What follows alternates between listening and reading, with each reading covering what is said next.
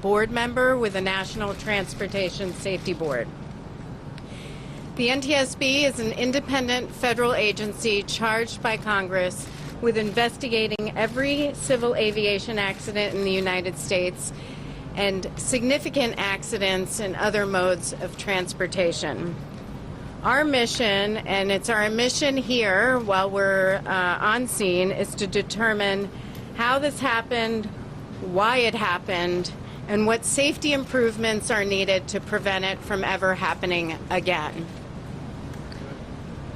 Before I begin, on behalf of the NTSB, I'd like to extend our deepest condolences to those who lost loved ones in this tragic event.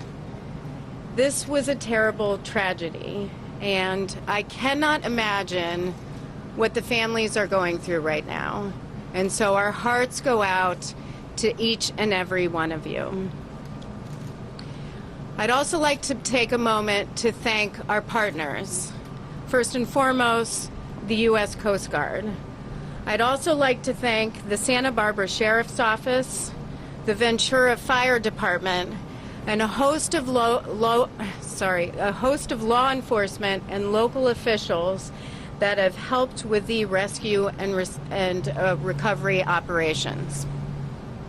What I want to focus on today is the role of the NTSB, our team that is here, and talk a bit about the process.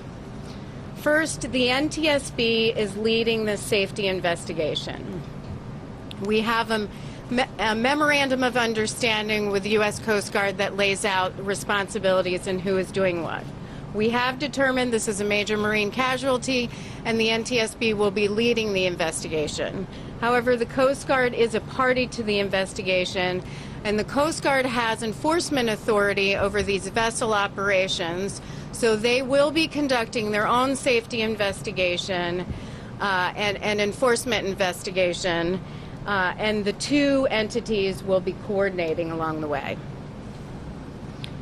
As far as our team, our investigator in charge is Adam Tucker. Adam has been working in the Office of Marine Safety at the National Transportation Safety Board for some time. In addition, he has significant experience in passenger vessel operations. Adam will be leading a team of 16.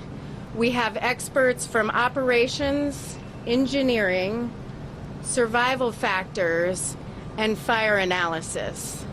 And I just want to add that this is not the first fire that we have investigated on board a small passenger vessel. This past December 11th, 2018, the board approved a report of an accident investigation involving a fire aboard a small passenger vessel near Port Richey in Florida.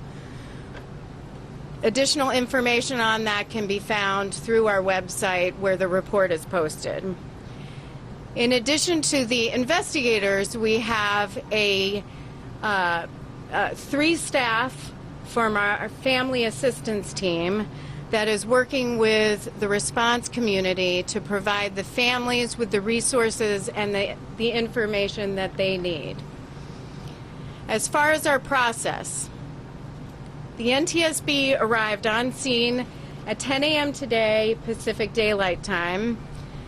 We immediately received a very thorough briefing from the U.S. Coast Guard, where we began to get a lay of the land, and then we began to organize our thoughts around the investigation and our process. Tonight, we will have an organizational meeting where we will likely establish parties to the investigation.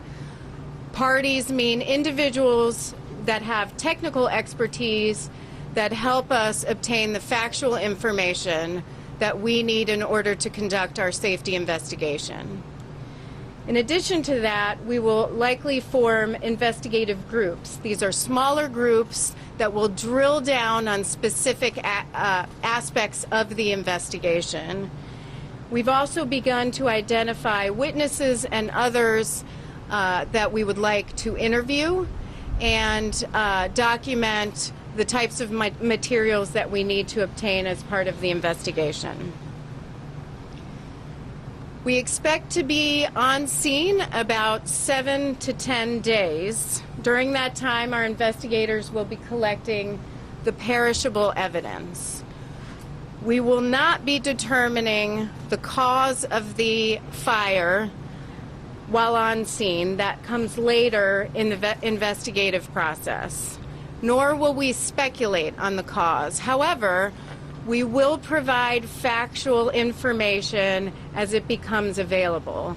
So I'd like to direct everyone to monitor our Twitter feed at NTSB_newsroom, where we will be posting when we will have the daily press briefings. In addition to that, we are asking the public for some help. We are asking for photos, videos, or any other information that you think will help us in the safety investigation. Please email us at witness@ntsb.gov. That's witness@ntsb.gov. With that, I'm going to take a couple of questions. Please raise your hand. I'll call on you, and then give me your name and your affiliation.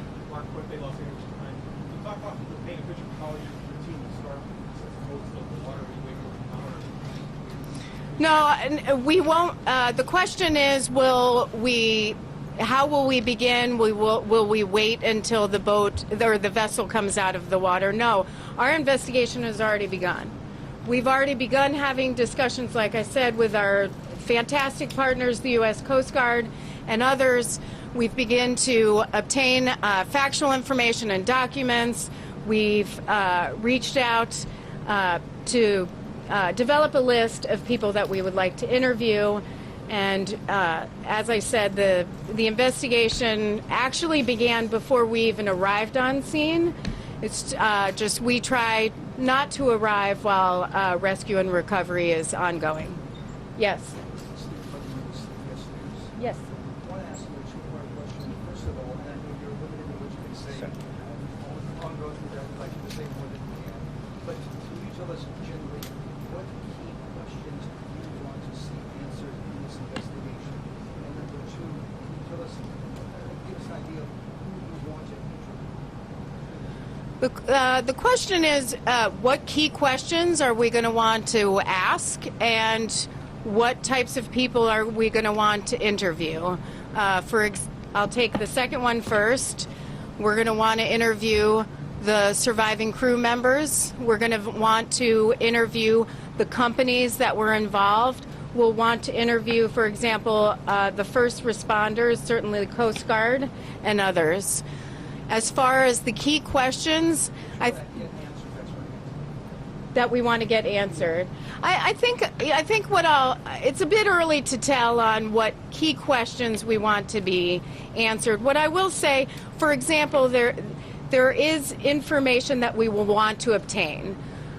We look at the vessel, we look at the crew, the operations, and we look at the environment in which they're operating. So obviously we're going to want to look at training. That includes firefighter training. We're going to look at survival factors. We're going to want to know what fire extinguishers were on board. We're going to want to know were there life jackets on board, were there lifeboats. That's the type of information we're going to want to find out. Yes. In the intel dump you've gotten so far, have you talked with any of the dive teams, or do people talk to the dive teams, those who've seen what's on the boat, and just the layout of what happened to it, any photographs they may have taken? Has any of that material come to your people so far? The question is, have we talked to the dive teams and have we received information? I think I'm going to ask Adam to talk about that. To answer your question, no, we have not spoken to any of the dive teams. From what I understand, they're still in an active recovery right now. Right. And while they're and just to add to that, while they're in recovery mode, that's not something we want to interfere with. That's the first priority is rescue and recovery. Our investigation is always second. But we will be doing that along the way at some point. Yes. So based on what you know so far, How confident are you that you'll ultimately be able to come up with a cause of this fire? I am 100% confident that our investigators will determine the cause of this fire, why it occurred, how it occurred, and what is needed to prevent it from happening again. Absolutely. Yes. Our case for prior transportation disasters, how long will it take to have the results of your investigation? How long will it take for the results of the investigation? It typically takes between 12 and 24 months to get a final report. What I will tell you is that we issue a preliminary report within about 10 days of the accident, in this case the fire, and in between that time, we have many times issued urgent safety recommendations when we feel that there is a safety concern that needs to be addressed. So that's something we can and have done in the past, and we don't wait for the end to do that. Yes. Is there on this type of vessel, will there be a kind of black box that would aid in your investigation? And what's the thing that you think will help determine cause and origin in a boat that's pretty much, recognized? The question is there a black box? Do you want to talk about the Mayday call? Yep, go ahead. Regarding the black box, there is no requirement for a vessel of that size to have a black box on board. Furthermore, we have not been informed that the vessel was fitted voluntarily with a black box. Right. What was the second part? What are the difficulties in determining a cause and origin of a fire in a boat that's wrecked and been underwater and fully uncontrolled? Well, we have a great deal of experience when there is wreckage in determining what happened, and that can come through interviews, other information that we obtain. So I have full confidence that we'll be able to determine what happened, regardless of the structure. I don't know, but thank you. Appreciate the time. Giving your names, please.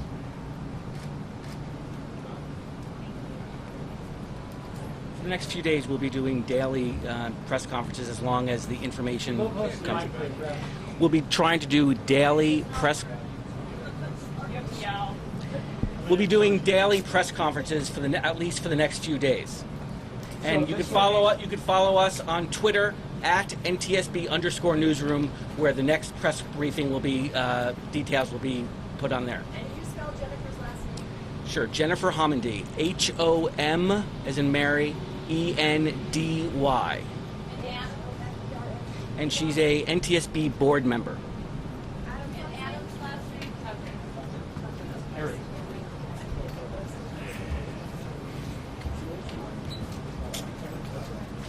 Well, that would really stimulate this adoption. Let me talk to you.